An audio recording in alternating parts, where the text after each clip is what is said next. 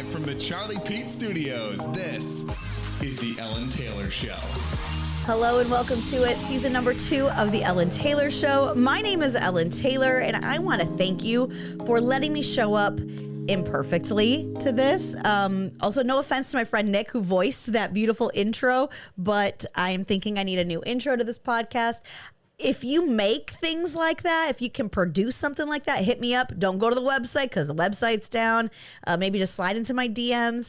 There are so many things right now that are completely imperfect. And if I'm being 100% honest, I think I have started and restarted recording this podcast more times than I can count. It's embarrassing for a professional like me to have to restart these many times, but I feel anxious about coming back with anything less than perfection. And so me just recording this and getting it out there is an act of self-love. And I don't want to be all cringy about it. I don't want to be weird, but I've been really focusing hard and being very intentional with being nice to myself first, which sounds, it's not this foreign, weird concept, but for me, for whatever reason, it took me all of this time to realize that taking care of yourself first does not make you selfish. And I'm practicing that. And showing up here imperfectly is weird and uncomfortable for me because, again, if you've also known me for longer than 5 seconds, you know that I am a perfectionist. And if I can't do something perfectly right off the bat, then I just don't do it.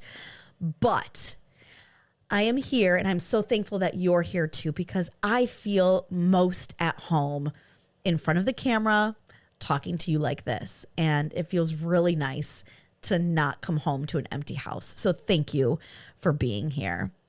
I have spent the last way too long since season 1, and honestly even before that too, trying to make things great and wanted to get things back on track. March 2020 for a lot of us, probably everybody, am I right? Life took a wild turn. It spiraled out of control, whatever. Take away the pandemic, the stuff that happened to me, and again, this is not a competition by any means, but some of us went through things that the pandemic was not even like the top 3 worst things that happened to us, right? Again, not a competition, but the things that happened to me over the last almost 3 years on their own would have ripped me to shreds.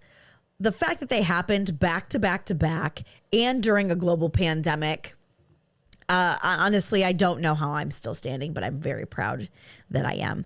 But with that being said, I'm not the same person that I was then. I'm different now. I don't know who this person is. I'm definitely not done transforming and changing yet. And I felt like the only way to come back for season 2 of the Ellen Tailor Show was to come back with all of the answers. And I've got none. And I hope that that's okay to share that here. I hope that's comforting, or maybe you relate to that. I don't know. I've got none of the answers, and maybe that's my answer. My answer is I've got no answers. But I am forcing myself to come back because, again, I feel comfortable at home. And this is self-care for me, doing this podcast. But earlier today, I was feeling a lot of anxiety. Not an unusual feeling for me, so I stopped by the bookstore. And the bookstore takes me back to my dad. Growing up, my dad would take my sister and I to Barnes & Noble bookstore, Schuler bookstores, if you're from Grand Rapids, you know. And he would let us pick out books, and I would get a lot of books because my parents are first generation, right? So English is their second language. And my dad always said if I could read English better and quicker and easier, I would enjoy reading books more. But since you guys can, here, go do it.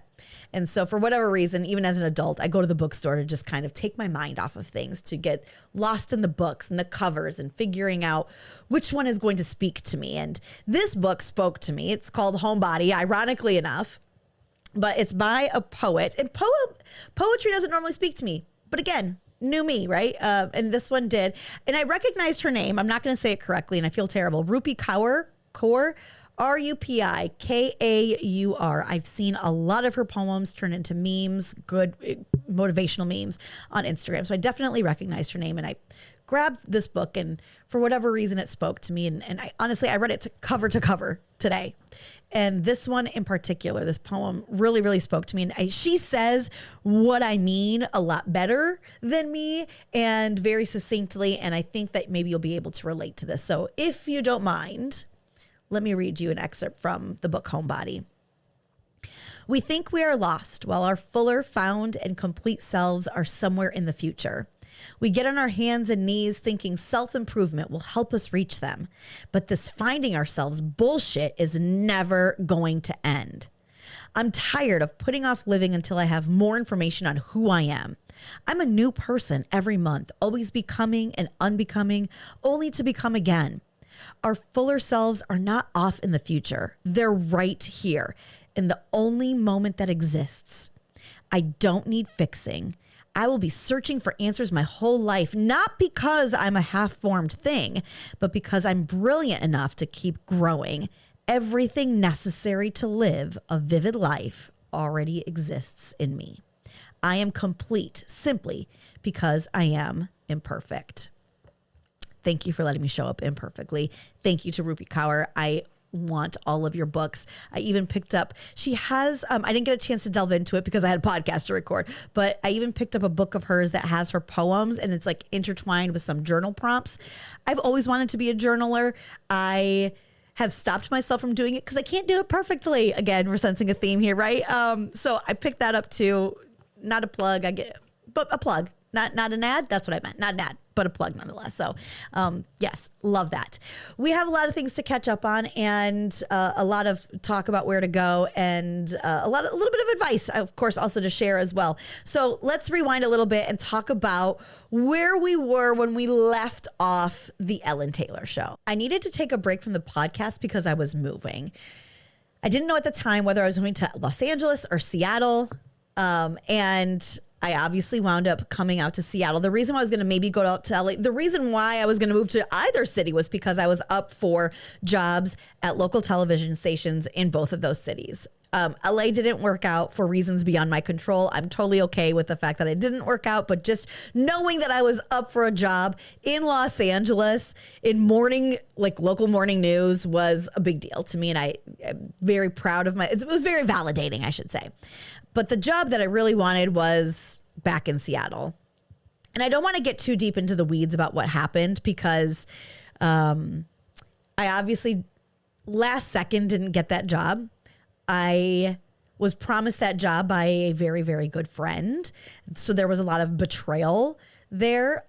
Also to the point where this friend not only couldn't follow through with this job that they had promised, but they were very instrumental in me wrapping up all of my forms of income about 6 months prior to the move, because when you work in traditional media, television stations, radio stations, you're under contract and they don't like you to do extra things, i.e. have a podcast or own an online clothing store, right? So because getting this job back in Seattle was my way out of Michigan, I was going to do whatever I needed to do in order to just get out of Michigan. And that meant shutting down the podcast, shutting down my online store until I got the contract from this job.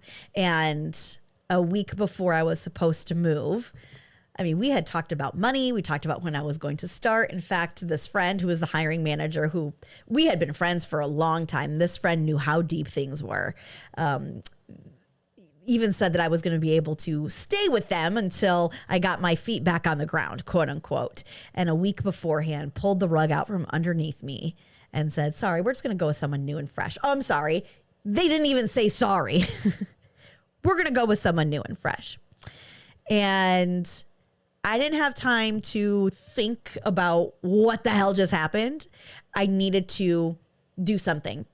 I didn't have employment to show. So how was I even going to rent an apartment if you don't have employment, right? At this point, I had been working for myself and doing well for myself for 2 years, but I didn't have employment records because I had wrapped everything up. So I knew that I wanted to come back to Seattle, and I frantically started calling all of my friends and just said, hey, do you know somebody? Do you know somebody? Hugh, Mary, and George. I had met Mary and George. We're all around the same age, and I had met them a few years ago at our mutual friend's birthday party. And I remember them vividly, one, because Mary is just the sweetest human being I have ever met in my entire life. And secondly, because George, her husband, is Greek. And of course, I'm Greek, so we talked about that. And you bond. When you meet someone of your same culture, if you know, your family, even though you might not be, although we probably are. Anyway, it doesn't matter if we were not then, we definitely are now, because they they had a basement apartment that they were willing to rent to me. And I remember talking to them on the phone, explaining the situation. And George said, come on, you're my Greek sister. We would love to have you. And I'm not going to cry. They changed my life. They changed my life in more ways than I will ever be able to repay for them. So anyway, I'm not going to cry. I packed up a U-Haul and I drove across the country, and I stopped at friends' places along the way. One, to yes, see people, but more importantly, to save some money. And that drive was hard because I was excited to come home. Sorry. I was excited to come home, but I didn't know what I was coming home to. I didn't have a job.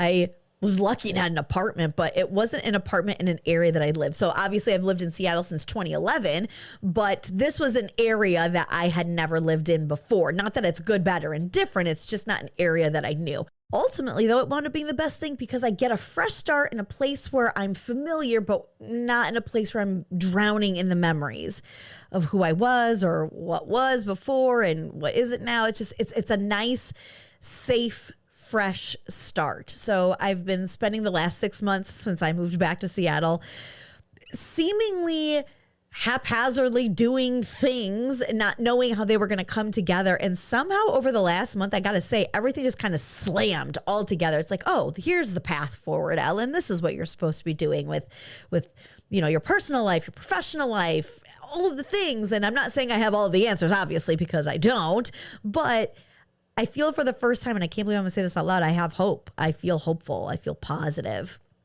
And not because I feel like that's the right thing to say, and not because I'm saying that to make someone else not worry about me, because I know I've had friends who've worried about me over the last couple of years. I say that because I actually do feel positive and hopeful. Not that everything is going to work out the way that I want it to, but that everything is going to work out, period.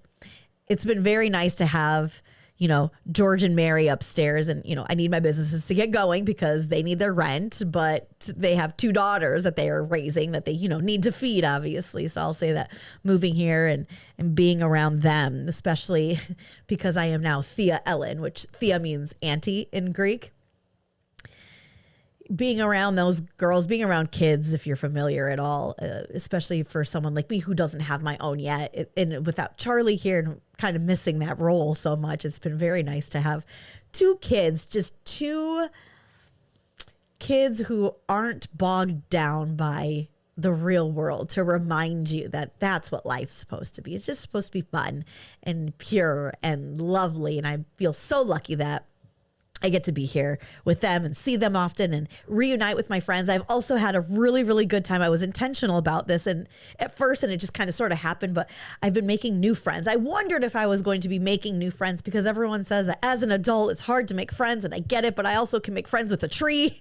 Luckily, I have not made friends with any new trees because I've actually been meeting new people, but I wondered how that was going to happen without, the job that I had before. But I've been very lucky. I've got a good balance of people new and old that I've met that I want to introduce you to moving forward. So I felt like this first episode back needed to be a little bit of a catch up. Hopefully I answered some questions that you had, not that you lost sleep over me by any means, but moving forward, I definitely want this to be more of like an outwardly focused podcast, right? One where you and I together will go and meet people, and I want to introduce you to some of my friends and people that I found encouraging that have, helped me or not. But regardless, I'm hoping that you and I together can go on this journey moving forward and figuring out how we can live our best lives, how we can relate to one another. I want to say again that I'm going to give you all of the keys that you need, or be an expert in this, right? TikTok and Instagram tells you need to be an expert in your niche in order to be successful. Well, I don't freaking have a niche, right? My expertise is just in being real. And I'm hoping that you'll come along for the ride. So in fact, actually, for those of you who have been here for a while, you may remember my friend Dante. Dante was the photojournalist that I worked with at the TV station and will forever be a lifelong friend of mine. He actually is supposed to be co-hosting this podcast, but I decided that I was just going to start it because if I waited for him, then I was going to kind of chicken out. So I'm hoping, Dante, you're not too mad at me and you're back on board. So a short and sweet episode, catching you up on all of the tea. Thank you for letting me come back imperfectly to the Ellen Tailor Show. Let's do it again next Tuesday. Tuesday, okay? And maybe Dante will be with us. Maybe it'll be a surprise guest host. I don't know. Either way, I'm just excited to be back. And thank you for being here.